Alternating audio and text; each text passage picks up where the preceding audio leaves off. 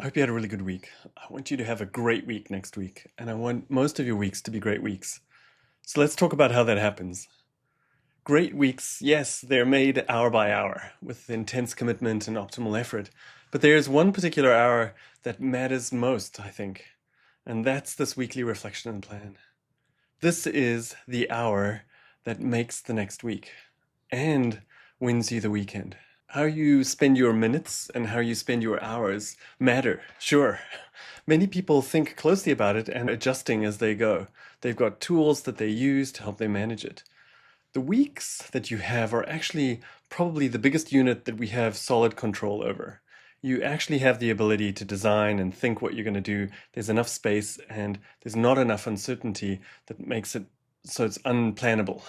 Yearly plans really can go awry, especially if we're not responding to appropriate feedback. But weeks tend to be where we live. And how you spend your weeks, I think, really determines how you spend your life. Most people, however, don't have a solid place in which they do that. This is true certainly for me as well. I had a vague direction. I made, yearly goals, and then I thought I was moving towards them, but there was so much variability. And instead, I spent hour by hour mostly being reactive and not being proactive.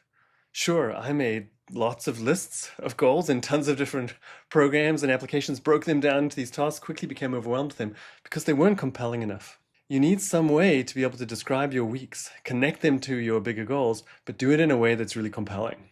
I'll show you how we do that in the system, but you can do it yourself with notebooks or just paper. So what does this weekly reflection and planning hour really buy you? The villain here at the end of your week is actually open loops.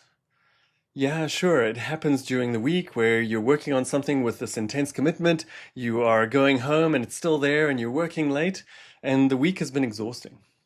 Now compound all of that residue that's been building up, and now it's the end of the week and you've got 30 open loops and no plan, and you go home, and what happens? You lose the weekend. You are physically there, but your mind is constantly problem solving, and you feel guilty the whole time because you think you should be doing all this other work. And then on Sunday, you get the Sunday scaries for all of the stuff which you have to try to make a plan for and which you feel guilty for not having completed or done. The villain is the unclosed week. And yes, I think doing the wrap can help you win your weekend. But for people who are doing things they're truly passionate about, these high performers that I'm so excited to work with, it's not just that they're winning. They want to win a great week next week. And that happens too. But how does it happen? There is something else that you need to understand. And it took me a long time to understand it, but it's a core part of how you're going to have a great week next week. And that's realizing that recovery is a performance strategy, not a reward. Athletes don't train all the time. Adaptation happens during the rest periods. And if you're doing intensive knowledge work like I'm doing and trying to do and working with people who do that, you need the time to let all of that process settle and sit. And then you can have these brilliant breakthroughs. Executives and builders and knowledge workers seem to be the only performers I know who treat recovery as optional. And I think in the worst case, this is like blah performance through most of the year. In the best case, it just results in those Q4 fades or the flat Mondays that you see people having, which most of the time turn into these flat weeks. And elite performers review the tape. No serious athlete plays next week's game without reviewing this week's game and thinking about what the strategies, training are that they need to do to improve and play better. In the system I built, or just in paper, you should spend your initial time on reflecting on the week. That is your film tape review for what worked, what didn't work, what stalled, what am I going to try differently in the next week. If you're pressed for time, you can use this to just plan what you're going to start with on Monday. Right? Ideally, you'd be planning out what's going to happen in the rest of the week and writing a great success story for yourself. But if all you have is the time to plan for Monday, this still makes a huge difference. How you start your Monday can be decided in this hour, on this Friday. And how you start your Monday is how your week goes. You could start your Monday working while other people are still sitting and triaging and sorting. You'll see that the system I've designed doesn't help you to think yet a lot about how to spend your weekend. I think people can do that well, but there are some techniques that I think help to make a very different one. And part of this ties into this weekend philosophy.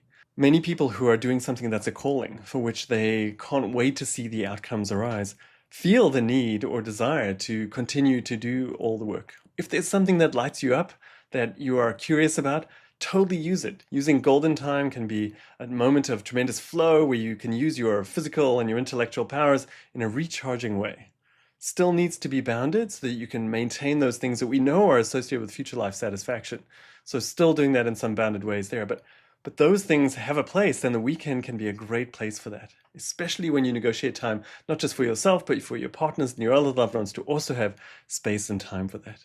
But those chores, those half leftover things, those semi-urgent things that you didn't really have to get to, but they're still there on your plate, those things don't earn your weekends. They have a home, and that home, it lives in this gift of your future self, and that's next week.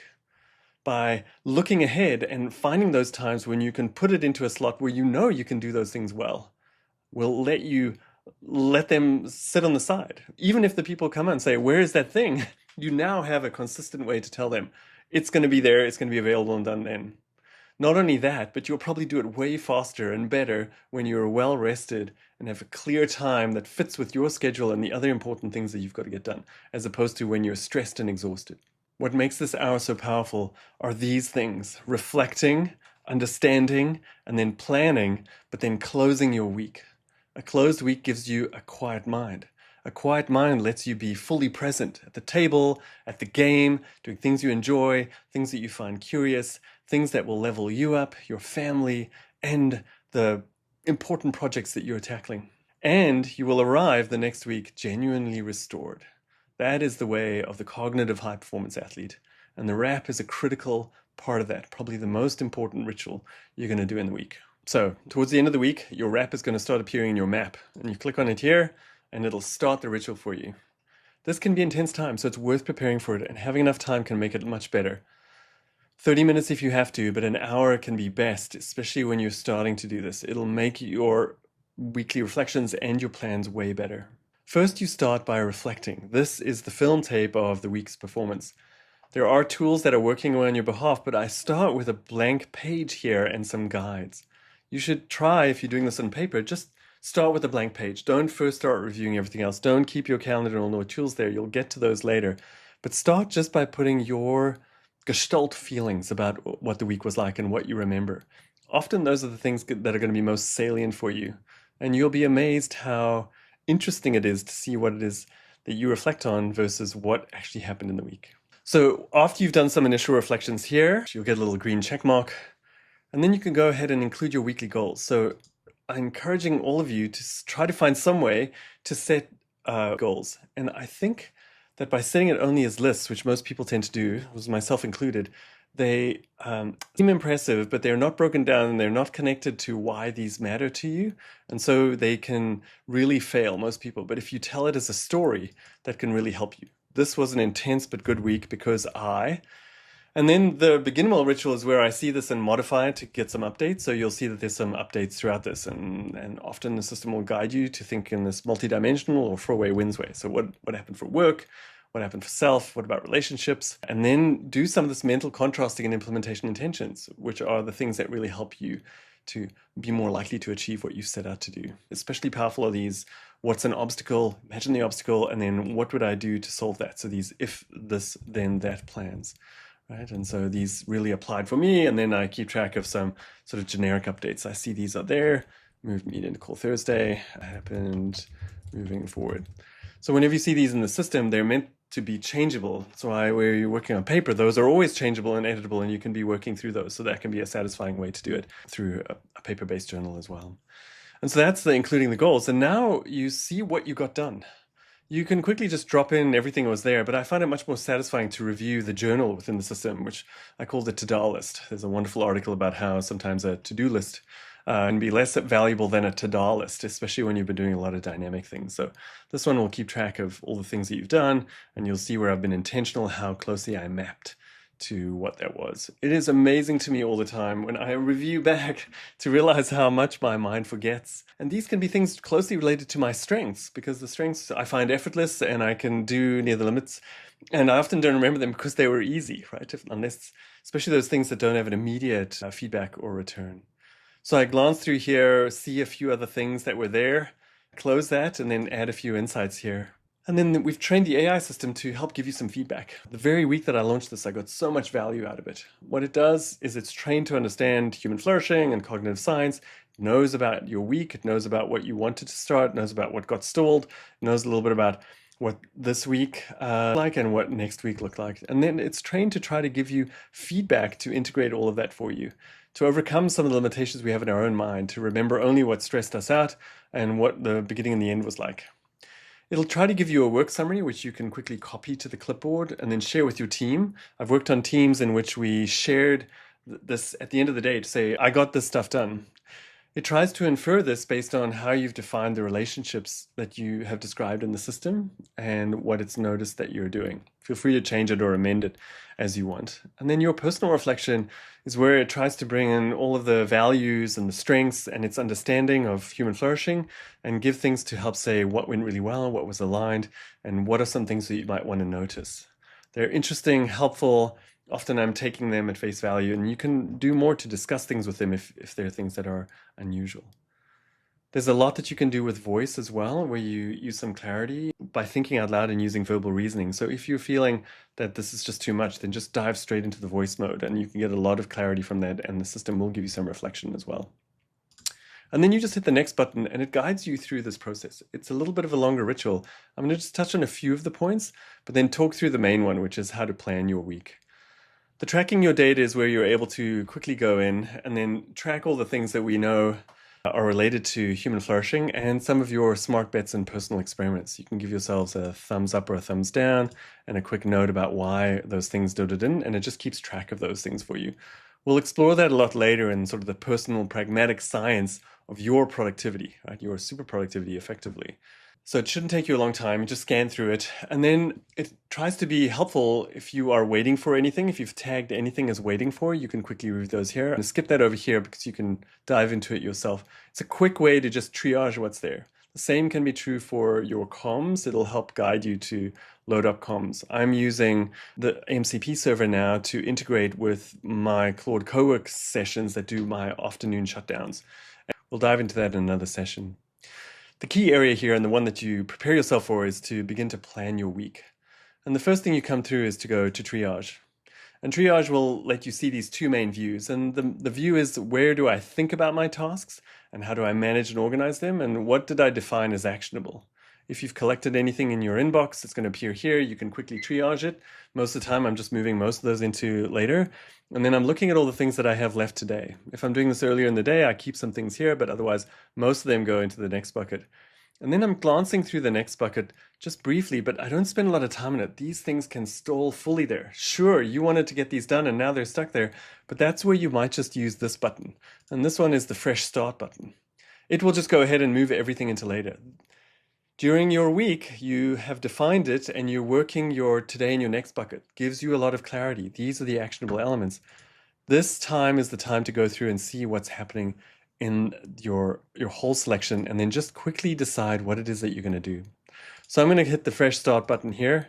It's going to clear out my next bucket. I've got my day's plan still. And now what I'm doing is defining the next bucket for what I'm going to get done next week. I'm just scanning through here. You can show and hide these. There'll be a whole session how I use the outliner view to be truly high performance, both know the details and keep track of the big direction.